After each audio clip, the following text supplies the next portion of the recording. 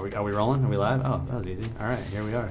All right. Is this for TransWorld? Yeah, it's gonna be. I mean, this is like epic that I'm like even talking to TransWorld. Hey, like, honored to do it. Yeah, it's cool. Yeah. Stoked to be here. Yeah. Stoked to have the two of you guys here together. First question: how'd you guys meet and link up to work on this movie? We met at the War Dogs premiere, and Mikey was there with his friend Lionel, who's also an awesome guy and great writer. Just started chatting with them, and I was like so taken with Mikey and his intelligence, and I was already a fan of Illegal Civ, and we just kept in touch, like talk about movies, text about random stuff. And then when I was talking to Spike Jonze on the phone, I was figuring out who I was gonna hire. Ended up hiring Aaron Meza also, but I was like, oh, the best skate videos right now are the Illegal Civ videos. So like, you know, Mikey should work on the film and handle some skateboarding with Aaron. And then he made himself, you know, so invaluable and contributed so much that we made him a co-producer on the film. Did you shoot it actually on film and in 4:3 to make it look like? Yeah, we shot on Super 16 just because that helped. Like, I just always knew, it's not like I'd try and do anything to be cool. It's like, what's right for this film and this story? And like, Super 16 just always was right for, you know, I imagine shooting the courthouse in like Super 16, right?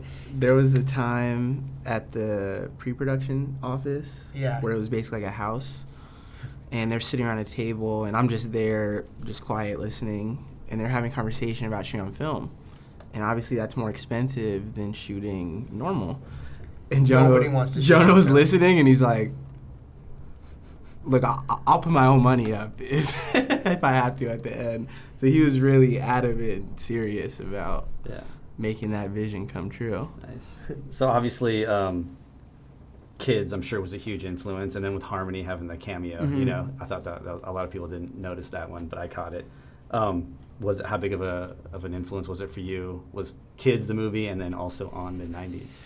I mean, Kids is a massive influence for me cinematically and just like for my life. Like, I don't think if you skated or if you were into movies, either one, that Kids didn't like drop like a fucking nuke if you're around our age, if you were of age to see it when it came out.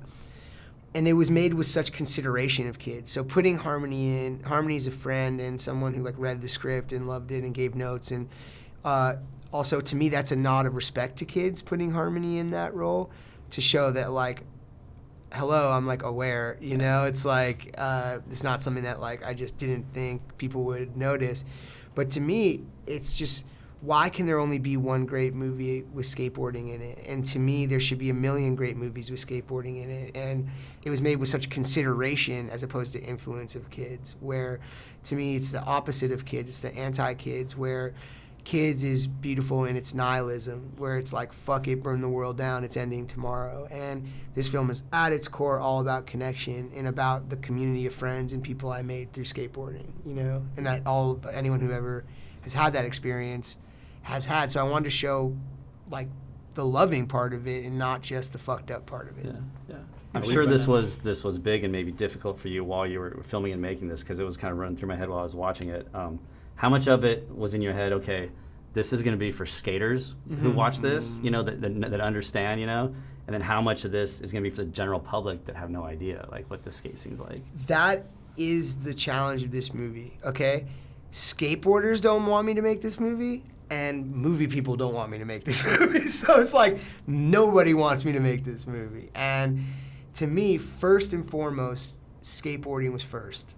And Mikey was next to me every day, Aaron Meza was next to me every day, and all of us would just talk about like skateboarding first. Like, there's nothing in here that can be disrespectful or a mistake that's made. Or I'll tell you one story, like Meza in post saw a pharmacy sticker on the back of a refrigerator, and that wasn't period appropriate. It was like 2 years early for that to have existed.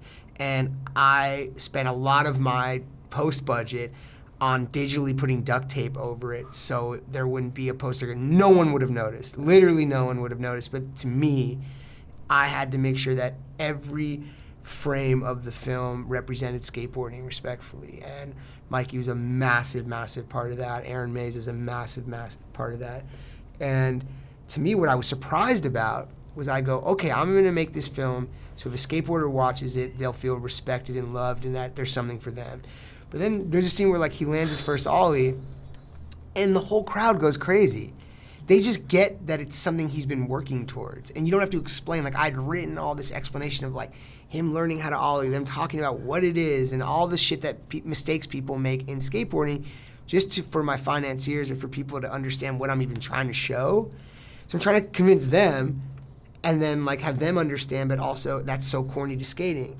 But luckily the audience who's never skated, like my mom cheers when he lands his first ollie because you just get that what that means. He's been in his backyard doing it over and over and over and you get that he's so happy. We experienced that literally, but people have experienced that figuratively in their own way. How much did the cast have in ad-libbing some of the scripts, some of those conversations in the skate shop and stuff? Like how much of that did you actually write, and how much did they kind of ad-lib and take liberty with? Because it came out real nice. Go for it, yeah. Man, this is incredible. So Jonah was super open with his script. You know, Jonah wrote amazing words, but he was also in rehearsal like, hey, maybe if you guys want to ad-lib, go for it. Nobody ad-libbed. Not Kel, Olin, Ryder, they didn't want to ad-lib. They felt like what was written on the page was better than what they could have said, you know, just from out of the air. And in the film, that is what it said on the page. So it's like very few things are ad-libbed. The writing was really respected. That's so cool, yeah. And they were so serious about becoming real actors and taking it so seriously, and they worked so hard, and they would work with Mikey after hours and just work their asses off, and like they wanted to become these people and say these words, and that to me was the coolest part of the whole experience. Like by the end of the movie, I'd like go back to base camp and they'd be like outside the trailer like running the scene. They'd have it like up on its feet before I even got there, and I'm like, wow, you guys are like full assassins by the end of the movie. Yeah. Wait, one more story. One more story. That's good. This is my favorite story. Okay. So they didn't want to improvise, but stuff would come up like randomly. Like we were shooting at that taco stand and we were just eating tacos, like hanging out between takes. And Nakel tells this story about skating in Beverly Hills and how he felt like fucked up because he was a skater, but also because he was black, right? And that's not at all my experience, right? That's not my life. And I just felt bad for my friend. I was just like angry. I was like, that fucking sucks. Like that sucks that you have to feel that way. And I love this dude and it made me feel bad. And I went home and I couldn't stop thinking about it. And then we were shooting the scene the next day where they're having that conversation about race and like stereotypes and they're playing that game. And I was like, oh, like maybe he could have his own thing to say within this scene because it kind of makes sense. So I told our first AD, Scott, like, can we have an hour break? I want to write something with the guys like into the thing. And Nikhil and Olin and Mikey and I went outside and we were just talking about like that story and how he would say it. And to me, one of the coolest parts when I watched the movie is that like my friend got to put his experience, that's not my experience, in this film. You know, and like he has this moment where it's like, that's Knox's thing he wanted to say. And that's sick, you know? Like, that's what making a film at its best is. Like, when everyone's just like, it becomes everybody's. Yeah, great. Thank you, Yeah, sir. Great work with it. Thank you Thanks, guys. man. Thank you very much. You're like the best interviewer.